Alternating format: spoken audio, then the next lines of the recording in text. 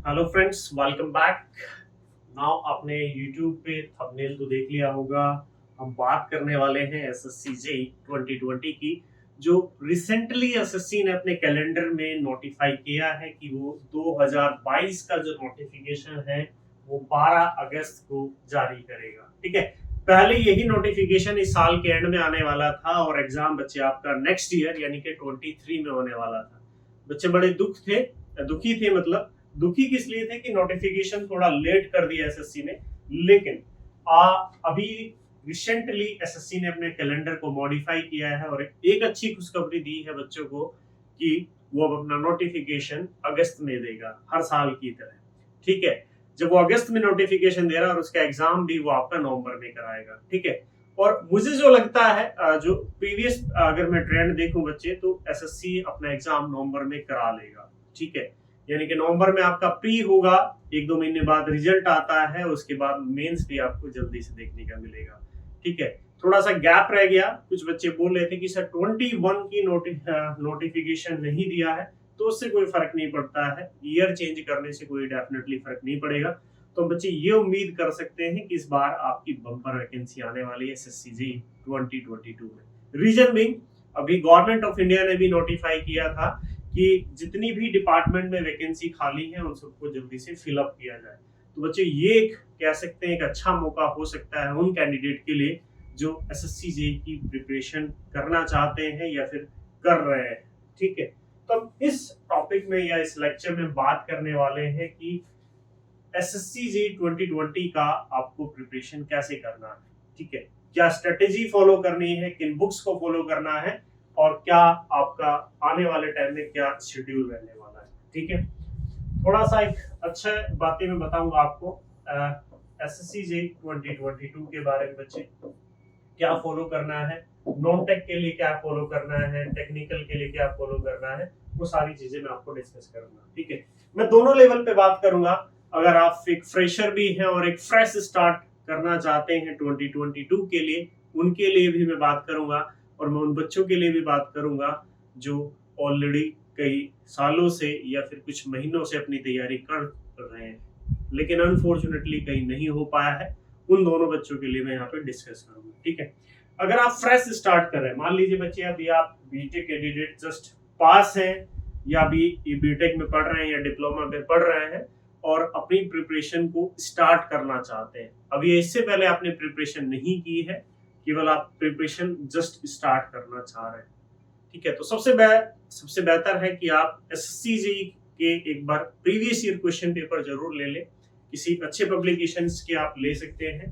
ठीक है, उन पब्लिकेशन के आप क्वेश्चन पेपर ले लीजिए। उसके बाद अगर आप फ्रेश स्टार्ट करें तो बच्चे डायरेक्ट क्वेश्चन से स्टार्ट नहीं करना है। आपको सबसे पहले थोरोली सब्जेक्ट को पढ़ना है। जैसे मान लीजिए कि आप पढ़ रहे हैं स्ट्रेंथ ऑफ मटेरियल, तो ऐसा नहीं है कि आप स्ट्रेंथ ऑफ मटेरियल के डायरेक्ट क्वेश्चन लगाना शुरू कर देंगे, नहीं। आप थोरोली सारे उस सब्जेक्ट को कंप्लीट कीजिए, उसकी कंप्लीट थ्योरी पढ़िए। अगर आप खुद से कर सकते हैं तो अच्छी बात है, खुद से नहीं कर सकते तो कहीं पे कोचिंग आप ज्वाइन कर सकते हैं।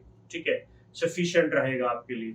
आपको वो सब्जेक्ट को थोरोली करना है। थोरोली कवर करने के बाद आपको एसएससी जेईई या कि प्रीवियस ईयर क्वेश्चंस पेपर लगाने और या फिर डिफरेंट जेईई एग्जाम्स में जो क्वेश्चन आए उनको फॉलो अप करना है। उससे आपको ट्रेंड का पता चलेगा। ट्रेंड का मतलब ये है कि वो किस वे के क्वेश्चन पूछता है, किस तरह के क्वेश्चन पूछता है, यानी कि किस लेवल के क्वेश्चन वो आपसे पूछता है, उससे आपको आइडिया होने लगेगा। आपको हर एक सब्जेक्ट के लिए वही सेम स्ट्रेटेजी फॉलो करनी है।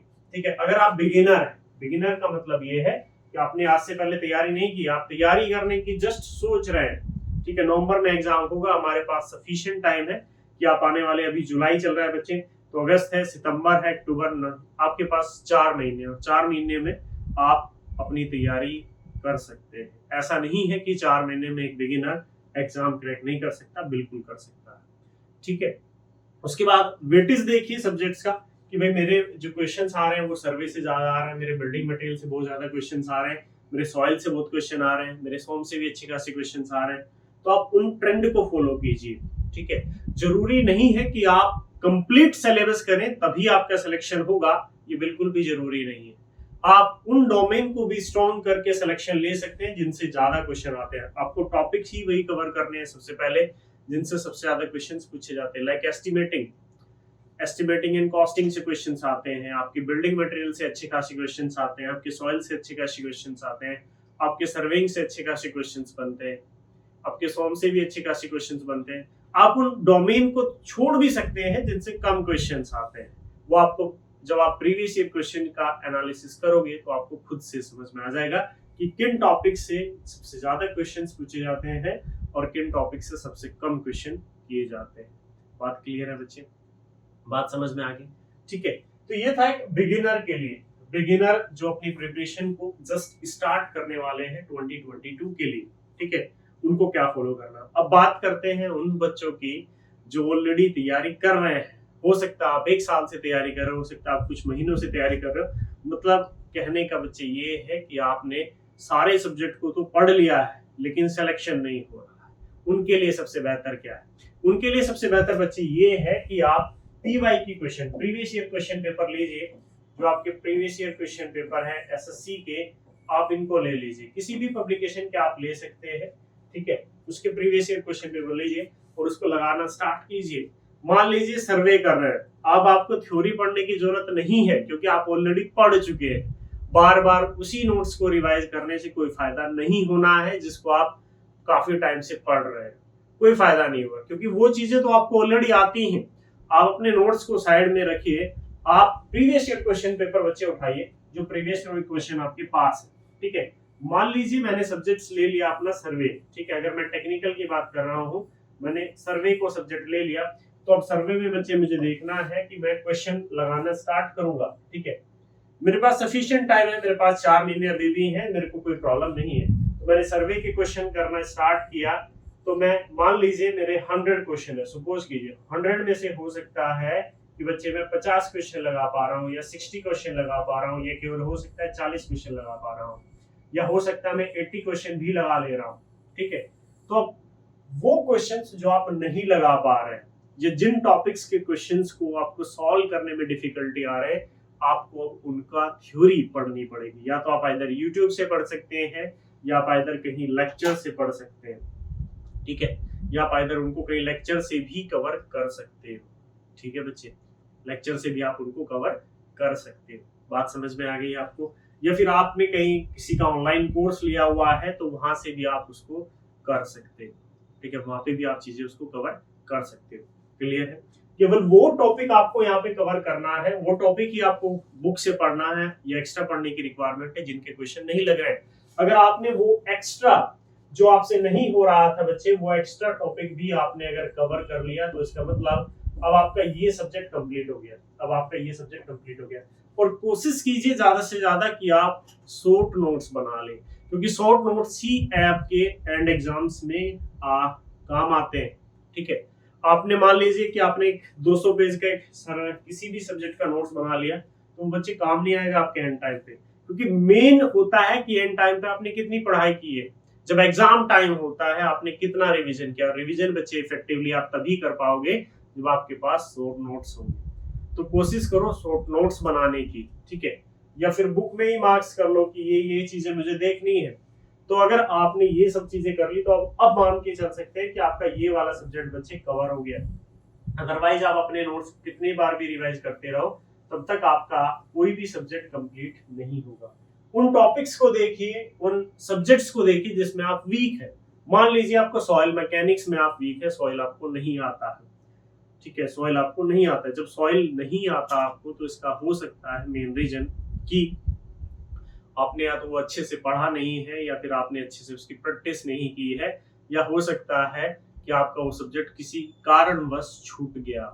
ठीक है, तो आपको उसको पढ़ना पड़ेगा। उन डोमेन्स को देखिए कि जहां पे आप बिल्कुल वीक है। अगर वीक डोमेन को मजबूत नहीं करोगे तो मुश्किलें होगी, आपकी प्रिपरेशन पूरी नहीं होगी। ये स्ट्रेटेजी एक बार फॉलो कीजिए बच्चे। हो सकता है कि आपका 1 महीने में सिलेबस सारे सब्जेक्ट्स का कवर हो जाए, तो आप खुद ही कॉन्फिडेंट फील करोगे। आपके अंदर एक जो एनर्जी लेवल होगा, जो कॉन्फिडेंस लेवल होगा, वो बिल्कुल अलग होगा। ठीक है, बच्चे बात करेंगे सर टेस्ट सीरीज कैसे दे, कब दे? तो अभी टेस्ट सीरीज देने की कोई जरूरत नहीं है। टेस्ट सीरीज देनी चाहिए एग्जाम से 1-2 महीना पहले, क्योंकि अभी लगा लोगे तो उतना कोई ज्यादा बेनिफिट नहीं होने वाला टेस्ट सीरीज का। आप टेस्ट सीरीज दीजिए, जरूरी है टेस्ट सीरीज। हर एक प्लेटफॉर्म पे अवेलेबल है टेस्ट सीरीज, बहुत ज्यादा जरूरी है। लेकिन मैं आपको बच्चे बता दूं, टेस्ट सीरीज के लिए आपको करना क्या पड़ेगा, आपको एंड टाइम पे ही टेस्ट सीरीज देनी चाहिए जब आपकी प्रिपरेशन पूरी हो, आपके अंदर मोटिवेशन पूरा हो। ऐसा नहीं है कि आपका सिलेबस तो आधा अधूरा पड़ा है, ठीक है, आपको चीजें भी आधी अधूरी आती है, ऊपर से आप टेस्ट देते हो, टेस्ट में नंबर नहीं आएंगे तो डिसमोटिवेट फील करोगे। क्या करोगे बच्चे, डिसमोटिवेट फील करोगे। तो उसके लिए क्या करना है, उसके लिए अपनी सबसे पहले प्रिपरेशन को पूरा करना है, ठीक है। तो अब टेक्निकल में समझ गए होंगे, टेक्निकल में मुझे कैसे अटैक करना है, मुझे कैसे भी स्ट्रेटेजी को फॉलो करना है, ठीक है। एक और बात, वो सब्जेक्ट्स जिनका वेटेज ज्यादा है, लाइक बिल्डिंग मटेरियल, लाइक सर्वे, लाइक सॉइल मैकेनिक्स, लाइक सूम, आप उनको अच्छे से कवर करोगे, सबसे पहले कवर करोगे। और वो सब्जेक्ट्स जिनका वेटेज उतना ज्यादा नहीं है उनको आप लीस्ट प्रेफरेंस दोगे, यानी कि सबसे बाद में आपको उनको प्रेफरेंस देनी, ठीक है। दूसरी बात, सबसे जरूरी बात, कि आपको बच्चे केवल उन्हीं टॉपिक्स को देखो, नॉलेज की बच्चे कोई लिमिट नहीं होती है, ठीक है। नॉलेज के आप सर्वे पढ़ने बैठ जाओ या सॉइल मैकेनिक्स पढ़ने बैठ जाओ तो उसकी कोई लिमिट ही नहीं है, एंडलेस लिमिट है। तो आपको केवल वही टॉपिक कवर करने हैं जो एग्जाम पॉइंट ऑफ व्यू से पूछे जाते हैं। जो एग्जाम पॉइंट ऑफ व्यू से इंपॉर्टेंट नहीं है तो आपको उसको बिल्कुल भी कवर नहीं करना है, याद रखिए बात, ठीक है। वे टॉपिक जो एग्जाम पॉइंट ऑफ व्यू से इंपॉर्टेंट है या एग्जाम पॉइंट ऑफ व्यू से ही में एग्जाम में ही खिलाते हैं, वही टॉपिक आपको कवर करना है। और ये स्ट्रेटेजी आपको हर एक सब्जेक्ट के लिए फॉलो करनी है। कोई भी सब्जेक्ट हो, आपका सॉइल हो, आपका एनवायरमेंटल हो, आपका ट्रांसपोर्टेशन हो, आपका इरिगेशन हो, आपका स्टील हो, हर एक के लिए यही सेम स्ट्रेटेजी आपको फॉलो करनी है। बात क्लियर है? बात क्लियर सभी के लिए? बिगिनर के लिए भी मैं बता दूं, बिगिनर बच्चा सोचेगा सर मैं 4 महीने में कैसे तैयारी कर पाऊंगा, बिल्कुल कर सकते हैं। आप सबसे पहले उन डोमेन्स को पकड़िए जिनसे सबसे ज्यादा क्वेश्चंस आते हैं। बाद में अगर एक दो सब्जेक्ट छूट भी जाता है, वो सब्जेक्ट जिससे कम क्वेश्चन आते हैं, तब भी आपका काम हो जाएगा, ठीक है। ये टेक्निकल है, ये बच्चे टेक्निकल है।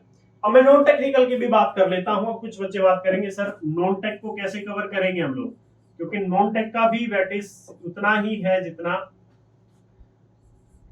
आपका टेक्निकल का है। आप सभी को पता है बच्चे कि नॉन टेक्निकल के अंदर मैं अगर बात करता हूं तो नॉन टेक्निकल के अंदर आपके 2 डोमेन आते हैं, ठीक है।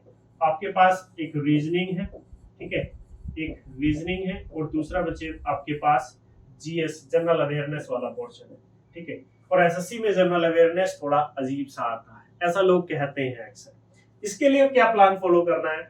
इसके लिए बच्चे ये प्लान फॉलो कर सकते हैं आप कि आप जनरल अवेयरनेस वाले सेक्शन को रोज अपना टाइम निकाल लीजिए।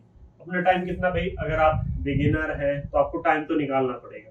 आप अगर मान लीजिए आधा घंटा 1 घंटा बोले सर मैं ज्यादा टाइम नहीं निकालता, मैं 15 मिनट निकाल पाऊंगा शुरू में, कोई प्रॉब्लम नहीं, आप 15 ही मिनट निकालिए। आप बोलते हैं सर मैं आधा घंटा ही निकाल पाऊंगा, तो कोई इश्यू नहीं है, आप आधा घंटा ही निकालिए, ठीक है। लेकिन रेगुलर डेली बेसिस पे आपको टाइम निकालना पड़ेगा और आपको उतनी ही इंपॉर्टेंस नॉन टेक्निकल पोर्शन को भी देनी पड़ेगी जितनी आपने टेक्निकल को दी है। कुछ बच्चे क्या करते हैं, गलती सबसे बड़ी करते हैं कि टेक्निकल को इंपॉर्टेंस बहुत ज्यादा देते हैं, नॉन टेक्निकल को इंपॉर्टेंस नहीं देते।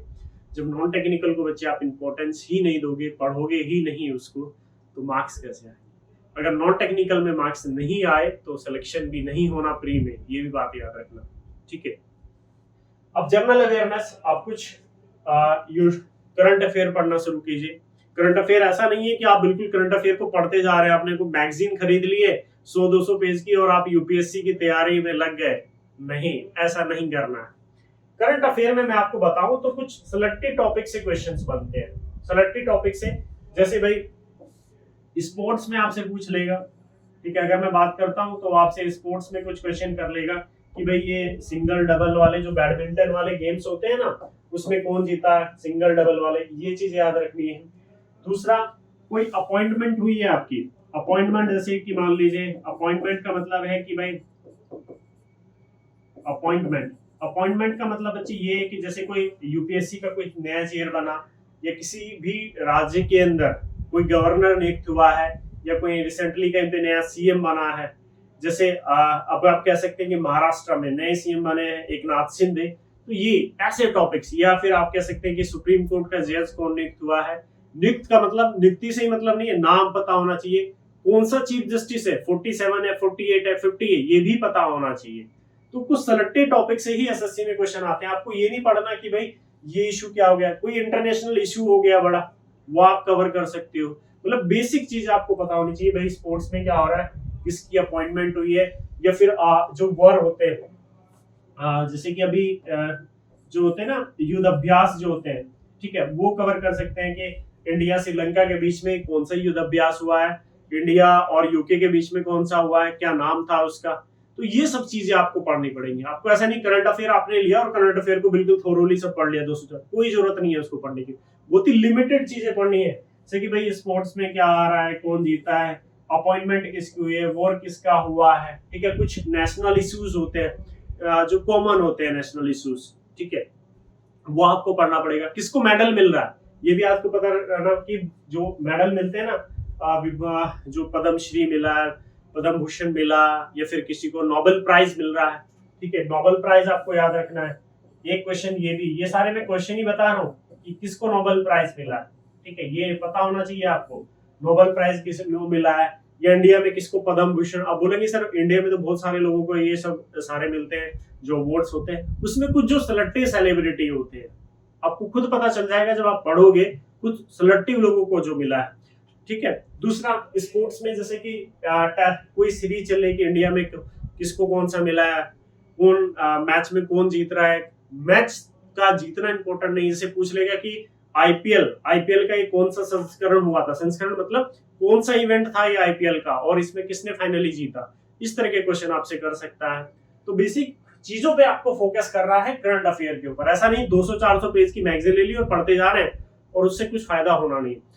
पढ़ना और सही डायरेक्शन में पढ़ना ये इंपॉर्टेंट होता है। आपको पढ़ना है, लेकिन आपका अगर रास्ता बच्चे स्ट्रेट है, आपको सीधे पढ़ना है तो बिल्कुल कवर कर लो। और जो मैं चीजें आपको बता रहा हूँ बच्चे, आप हफ्ता भर भी पढ़ लिए ना तो आपका जनरल अवेयरनेस वाला सेक्शन कंप्लीट हो जाएगा। आपका जनरल अवेयरनेस वाला सेक्शन कंप्लीट हो जाएगा जो मैं चीजें बताऊं। अब जब पढ़ने स्टार्ट करोगे ना आपको खुद पता चलेगा। Previous year question paper analysis करो, अच्छा ये इस तरह के क्वेश्चन पेपर देख, इस तरह के डोमेन से क्वेश्चन कर रहा है, करंट अफेयर में इस तरह के क्वेश्चन आ रहा है, आप आसानी से नंबर गेन कर सकते हो। General awareness, general awareness tough नहीं है एसएससी का, टफ हम खुद बनाते हैं उसको। बात क्लियर है।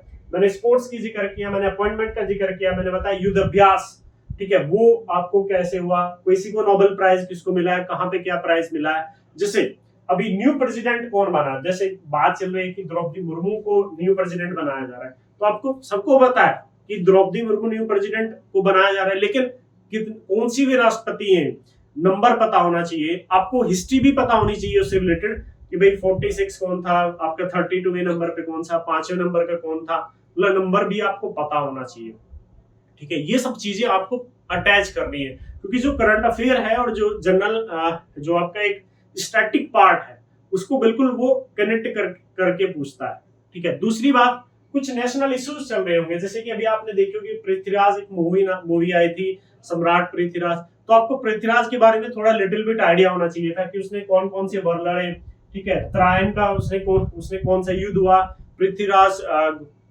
चौहान और मोहम्मद गोरी के बीच कितने युद्ध हुए, कौन सी ईयर में हुआ था त्रायन का पहला युद्ध, त्रायन का, ये सारी चीजें पता होनी चाहिए।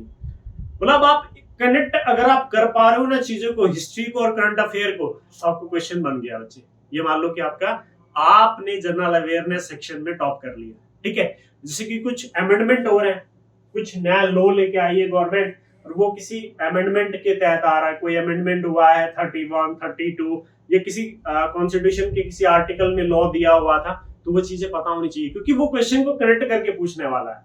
वो ऐसा नहीं पूछेगा आपसे सर, आप बोलोगे सर पॉलिटी में पढ़ रहा था लेकिन पॉलिटी तो बहुत बड़ी है, मैं क्या करूंगा, मैं पॉलिटी में इतना पढ़ के क्या करूंगा। तो भाई देखो ना, खुद जब आप करंट अफेयर पढ़ोगे ना आपको खुद समझ में आ जाएगा, अच्छा ये अमेंडमेंट हुआ था, ये आर्टिकल से दिया है, अच्छा मेरे को ये चीज याद रखनी है, ठीक है। अब पॉलिटी की बात कर ले। पॉलिटी आप एक छोटी सी बुक आती है वो ले लो, छोटी सी बुक का मैं आपको 20-30 रुपए की एक बुक आती है मनोहर पांडे की अरिहंत पब्लिकेशन की, उसको पढ़ लो, उससे बाहर कुछ नहीं पढ़ना, ठीक है। पढ़ने को तो कोई लिमिट ही नहीं है जनरल, उसको पढ़ लो। पढ़ना ये नहीं है कि वो ऐसे पढ़ते जा रहे पढ़ना नहीं भाई, थोड़ा सा समझ लेना, अच्छा ये होता है, रटना भी नहीं है। जब आप 1-2 बार उसको पढ़ लोगे ना आपको थोड़ा आइडिया लगने लगेगा, ठीक है। पॉलिटी में क्या पढ़ना है भाई, आपको आर्टिकल पढ़ लेने हैं, आपको 2-4 चीजें और होंगी इंपॉर्टेंट, वो किसने संविधान बनाया, क्या कॉन्स्टिट्यूशन कमेटी थी, कितने मेंबर्स थे, कौन चेयरमैन था, कौन एडवाइजर था, ये सब चीजें आपको उससे बेसिक आइडिया लग जाएगा, ठीक है। लेकिन रटना नहीं है कि आर्टिकल 5 में ये था, आर्टिकल 7 में ये था, आर्टिकल 30 में ये दिया, आर्टिकल 30, ये नहीं रटना भाई। वो सब जब आप पढ़ोगे ना तो आपको खुद पता चल जाएगा कि मेरे को पढ़ना क्या है। ठीक है, हिस्ट्री में अगर मैं बात करता हूँ, मैं जस्ट एग्जांपल ले रहा हूँ हिस्ट्री का। ठीक है, तो बच्चे मैं हिस्ट्री का अगर मैं एग्जांपल लूं तो हिस्ट्री के 3 पार्ट होते हैं, ये सबको पता है। ठीक है, लेकिन मेरे को ये पता है कि मॉडर्न हिस्ट्री से सबसे ज्यादा क्वेश्चन आ रहे हैं। ठीक है, जो मॉडर्न हिस्ट्री था, मॉडर्न हिस्ट्री से सबसे ज्यादा क्वेश्चन है, तो मैं मॉडर्न को अच्छे से ध्यान दूंगा ना। मुझे पता है मेडिवल है, मेडिवल से उतने ज्यादा कुछ क्वेश्चन नहीं करता हूँ, आपके ज्यादा मॉडर्न हिस्ट्री से करता है, तो मॉडर्न को थोड़ा कवर करूंगा और मैं उन टॉपिक्स को दूंगा ना जो मेरे के लिए इंपॉर्टेंट है। मुझे पता है अकबर से बहुत ज्यादा क्वेश्चन पूछता है कि भाई ये क्या था, अकबर ने क्या करा, मैं उसको प्रिपेयर करूंगा। तो मुझे वो टॉपिक्स देखने पड़ेंगे जहां से मेरे क्वेश्चंस बनते हैं, वो एरिया मुझे पहचानना पड़ेगा, जब भी मेरा जनरल अवेयरनेस वाला सेक्शन कंप्लीट होगा। अदरवाइज आप कभी भी जनरल अवेयरनेस को प्रिपेयर नहीं कर पाओगे, क्योंकि कोई लिमिट नहीं है उसकी। और ये जो जनरल अवेयरनेस है ना, ये हर एग्जाम के लिए चेंज होता है। आपको स्टेट लेवल का एग्जाम दे रहे हो तो उसका पूछने का तरीका थोड़े क्वेश्चंस का अलग होगा। आप एसएससी का एग्जाम दे रहे हो, उसका पूछने का तरीका थोड़ा अलग होगा। आप यूपीएससी दे रहे हो, उसका पूछने का तरीका अलग होगा। तो आपको हर एग्जाम के हिसाब से ढलना पड़ेगा।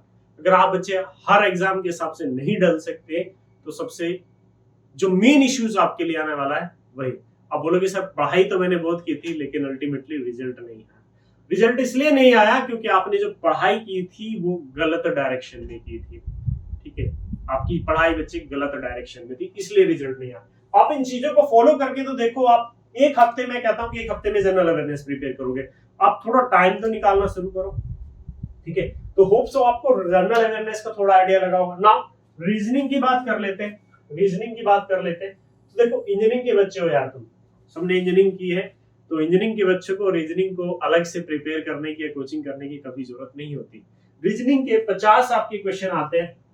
अगर मैं बात करता हूं तो रीजनिंग के अगर आपके 50 क्वेश्चन आते हैं, आप पेपर भी दोगे तो कितनी भी रोस्ट कंडीशन हो, कितनी भी बेकार से बेकार आपकी कंडीशन हो, आप 30 प्लस क्वेश्चन तो तभी लगा लोगे यार। उसके 30 या 40 प्लस क्वेश्चन आप इजीली लगा लोगे, क्योंकि आपको कोई रॉकेट साइंस नहीं लगाना उसमें।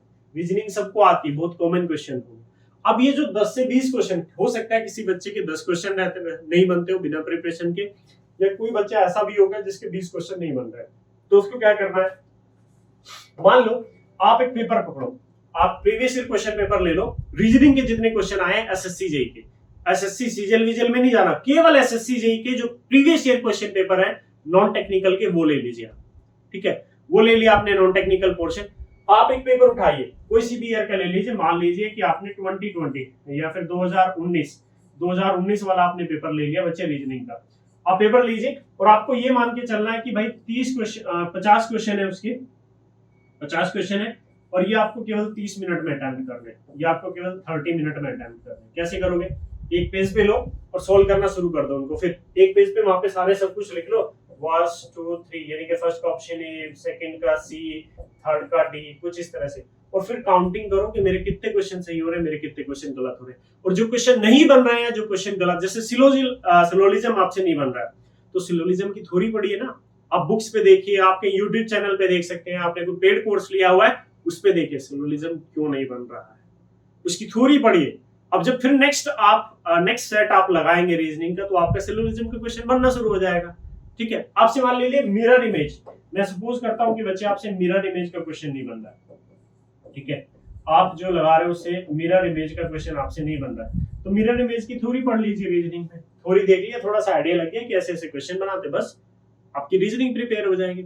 इतने सेट उसमें आपको मिल जाएंगे, 50 सेट आपको मिल जाएंगे रीजनिंग के प्रीवियस ईयर, वो मोर देन सफिशिएंट होंगे अच्छे से अच्छा स्कोर करने में आपका रीजनिंग का। आपको बाहर से बच्चे कुछ जरूरत नहीं है। कुछ बच्चे बोलेंगे सर सीजीएल के लगा लो, सीजीएल में जो सीएचएसएल हुआ था, जीडी कांस्टेबल का एग्जाम होता है, एसएससी जो कराते सब लगा, कोई जरूरत नहीं है। आप एसएससी जेई के प्रीवियस ईयर क्वेश्चन पेपर लगा लो रीजनिंग के, मैं गारंटी देता हूं बच्चे कि आपका 50 में से 45 प्लस मार्क्स कहीं नहीं गए आउट ऑफ 50। और ये मैं जो 5 नंबर कम बता रहा हूँ इसलिए बता रहा हूँ, थोड़ा टाइम का इशू रहता है। अगर टाइम का इशू ना हो तो 50 में से 50 कर दे इंजीनियरिंग का बच्चा रीजनिंग के अंदर। ठीक है, ये फॉलो करना। ठीक है, ये कहीं नहीं गया आपका। आप ये 45 प्लस, आप जनरल अवेयरनेस को थोड़ा सा भी टाइम दे दोगे ना भाई, जब भी आपके नंबर आ जाएंगे, बस जैसे जैसे मैंने चीजें बताई है कि क्या पढ़ना है, कहां से पढ़ना है, ये चीजें आप देखो बस। या आपने अगर प्रीवियस ईयर पेपर को एनालिसिस कर लिया तो आपका काम बन जाएगा वहां पे। ठीक है, बात समझ में आ रही है मेरी? जनरल अवेयरनेस के लिए बहुत इजी वे में आप अटेम्प्ट कर सकते हो। टेक्निकल यार किसी का अच्छा होगा 70 ले आएगा, 75 ले आएगा, किसी का बुरा भी होगा 60 नंबर वो भी, क्योंकि उतने जो टफ है क्वेश्चन वो नहीं पूछता। ठीक है, आप ये स्ट्रेटेजी फॉलो करो, आपका सिलेक्शन कोई नहीं रोक सकता। या तो आप इनिशियल बिगिनर हैं तब भी आपका बच्चे सिलेक्शन नहीं रोक सकता कोई, क्योंकि सफिशिएंट टाइम है मेरे पास प्रिपरेशन करने का, बहुत सफिशिएंट टाइम है, 4 महीने बहुत होते हैं तैयारी को करने के लिए। ठीक है, दूसरा अगर आप पहले से भी तैयारी कर रहे हो या डिसमोटिवेट हो, सर नहीं हो रहा है मेरा, आप एक बार इस प्लान को फॉलो तो करके देखो बच्चे, नंबर आएंगे आपके। और एक और गलती मत करना, बोला सर मेंस की तैयारी कर लेता हूं पहले प्री के लिए।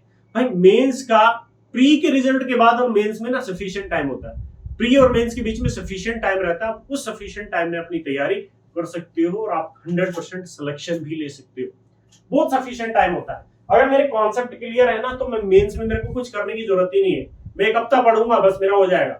ठीक है, मैं 1 हफ्ता पढ़ूंगा मैं बहुत हो गया। मैं तो पढ़ा भी नहीं था, मैं 19 वाला एग्जाम दिया था मेंस का, मैं पढ़ के भी नहीं गया था और मेंस दे दिया था मैंने जाके, और मेरा सीपीडब्ल्यूडी मेरे को मिल गया था।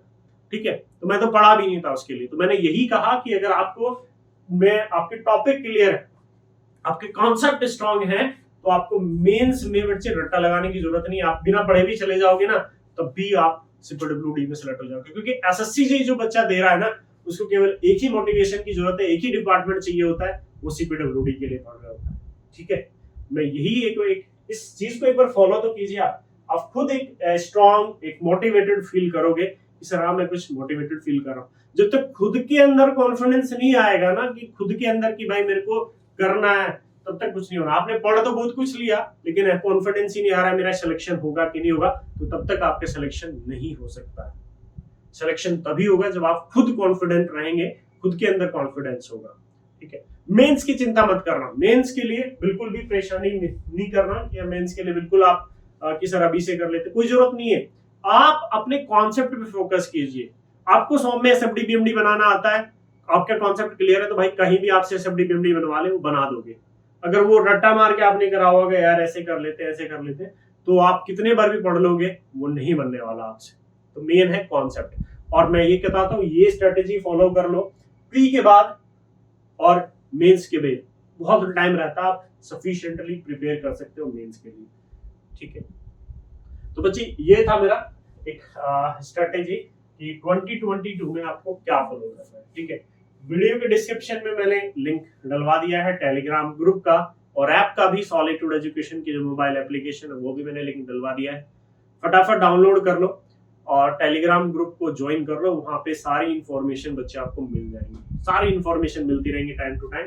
ठीक है, लास्ट ईयर 2020 में बहुत सारे बच्चे जुड़े थे मेंस का, और मेंस को मैंने फ्री में पढ़ाया था यूट्यूब पे, आप मेरे लेक्चर्स भी देख सकते हो। मेंस के मैंने स्ट्रेंथ ऑफ मटेरियल अपना पूरा कवर किया था, मैंने स्टील पूरा कवर किया था, मैंने हाइड्रोलिक मशीन भी वहां पे कवर किया था पूरा, कहीं भी यूट्यूब पे नहीं मिलेगा, मैंने पूरा सारे सब्जेक्ट वहां पे कवर कर दिए थे और बहुत सारे बच्चे सेलेक्ट हुए। इवन सीपीडब्ल्यूडी में बहुत सारे बच्चे सेलेक्ट हुए हैं, एक बच्चे का 4th या 5th रैंक भी आया है सीपीडब्ल्यूडी में। बहुत सारे बच्चे केमीएस में भी सिलेक्ट हुए हैं, बहुत सारे बच्चे बीआरओ में भी सिलेक्ट हुए हैं। ठीक है, बहुत सारे बच्चे आपके बीआरओ में बच्चे सिलेक्ट हुए। तो ये मैं बता रहा हूँ, एक बार आप फॉलो करके देखो, सिलेक्शन बच्चे आपका कोई नहीं रोक सकता। ठीक है बच्चे, ठीक है, तो फिर मिलते हैं नेक्स्ट लेक्चर में या नेक्स्ट वीडियो में एक अच्छे टॉपिक के साथ। तब तक के लिए थैंक यू, ओके बाय।